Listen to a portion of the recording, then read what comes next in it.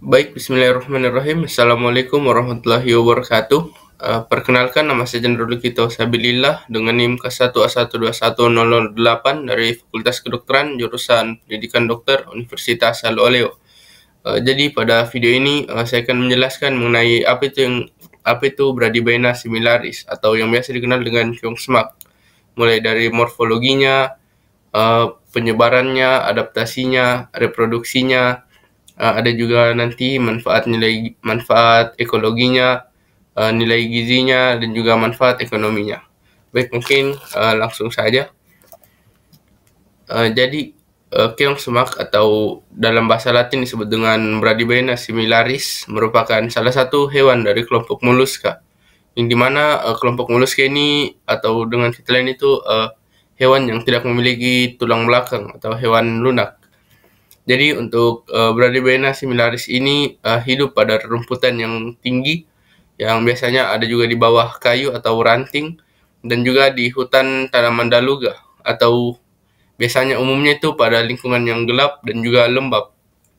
Nah, untuk Bradybena similaris ini memakan jaringan dan juga daun tanaman, jaringan dari daun tanaman.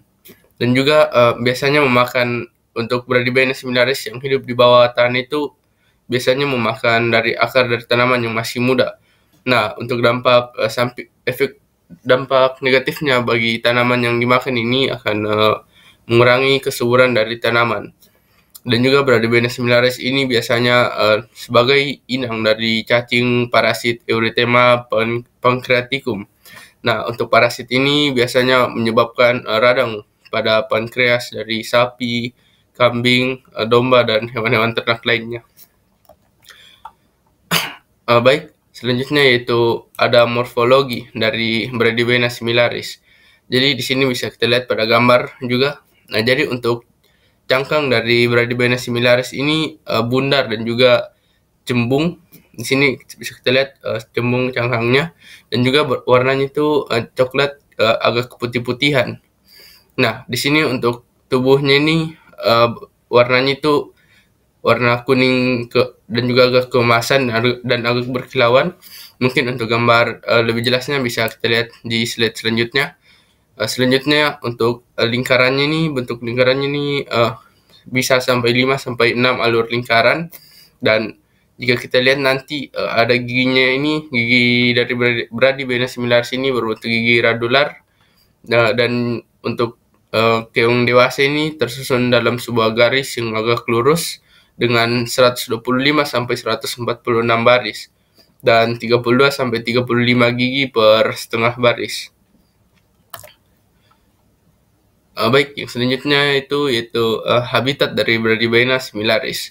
Untuk Bradybena similaris ini biasanya hidup pada rumputan yang tinggi dan juga hidup di bawah kayu atau ranting dan juga di hutan tanaman daluga. Dan pada umumnya keong semak ini biasa ditemukan pada lingkungan yang gelap dan juga lembab. Nah, yang selanjutnya yaitu penyebaran dari keong semak ini. Jadi untuk penyebarannya yang pertama itu ada di Afrika, ada di Eropa, ada juga di Amerika Utara, Amerika Selatan, Oseania, dan Asia. Nah, jika kita lihat pada map yang ada di sini, yang pertama ini ada di sebagian dari Amerika Serikat. Yang selanjutnya ini ada di sebagian dari ada pada Argentina, ada pada Brazil juga di sini, ada juga pada Afrika Selatan di sini, ada pada Madagaskar. Di sini juga di sini ada Australia, yang ini benua Australia. Terdapat juga pada Indonesia. Jadi kalau kita lihat hampir semua dari wilayah Indonesia ini terdapat penyebaran dari Bradybena similaris. Kemudian di sini ada juga Jepang, di sini ada juga Cina, dan juga ada berbagai negara-negara Asia lainnya. Dan di sini juga ada negara India juga termasuk dalam penyebaran dari Bradybena similaris ini. Iya, selanjutnya untuk adaptasi dari Bradybena similaris. Jadi ada dua jenis alokasi sumber daya yang sebenarnya energi dari Bradybena similaris ini yang dilakukan selama masa hidupnya, dan ini dengan tujuan untuk meningkatkan kebugarannya. Jadi yang pertama itu fase setelah lahir. Jadi ketika baru lahir, semua dari kelebihan dari energi dari keong semak ini digunakan untuk pemeliharaan fungsi tubuh dan diarahkan untuk pertumbuhan sampai individu mencapai kematangan seksual. Jadi kalau pada yang baru lahir itu semua energinya ditujukan untuk fase pertumbuhan, dan yang kedua itu ada fase setelah matang. Jadi ketika setelah keong semak ini sudah matang, maka pertumbuhannya ini dapat dihambat atau diganggu, dan energi yang tadi digunakan untuk pertumbuhan itu diarahkan untuk reproduksinya. Nah, untuk Bradybena similaris ini pada siang hari ini dia bersembunyi di tempat yang teduh, dan ketika malam hari dia mulai aktif keluar dan mencari makan. Ya, selanjutnya itu reproduksi dari Bradybena similaris. Jadi selama dalam durasi 276 hari, jumlah telur yang bisa dihasilkan dari Bradybena similaris ini berkisar dari 1 hingga 202 telur. Dan untuk keong dewasa, rata-rata reproduksinya itu bervariasi antara 0 sampai 398 telur, atau 0 hingga 79,5 telur per individu.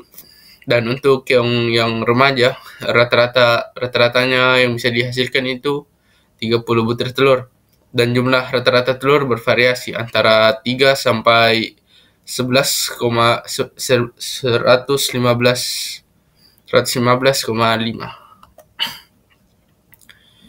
Yang selanjutnya yaitu manfaat ekonomi dari Bradybena similaris. Jadi untuk keong semak atau Bradybena similaris ini juga berfungsi dalam bidang medis dan juga bidang kedokteran hewan. Nah, karena seperti yang dijelaskan tadi, Bradybena similaris ini dapat digunakan sebagai inang dari perantara berbagai parasit atau perantara berbagai parasit. Contohnya ini ada Nematoda Angiostrongylus costaricensis, dan juga ada Trematoda digenetic erythema Coelomaticum, dan ada juga Postarmostomum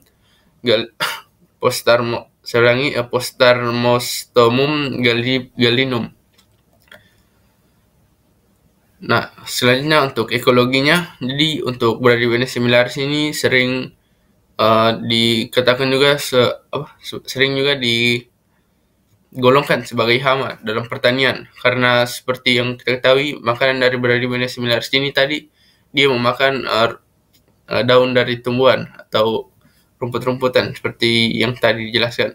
Dan juga untuk untuk Bradybena similaris ini dia inang dari perantara berbagai parasit. Seperti ada parasit yang di sini, yang pertama ada Angiostrongylus cantonensis, ada Angiostrongylus costaricensis, yang merupakan juga agen dari etiologi Angiostrongylliasis saraf dan juga perut.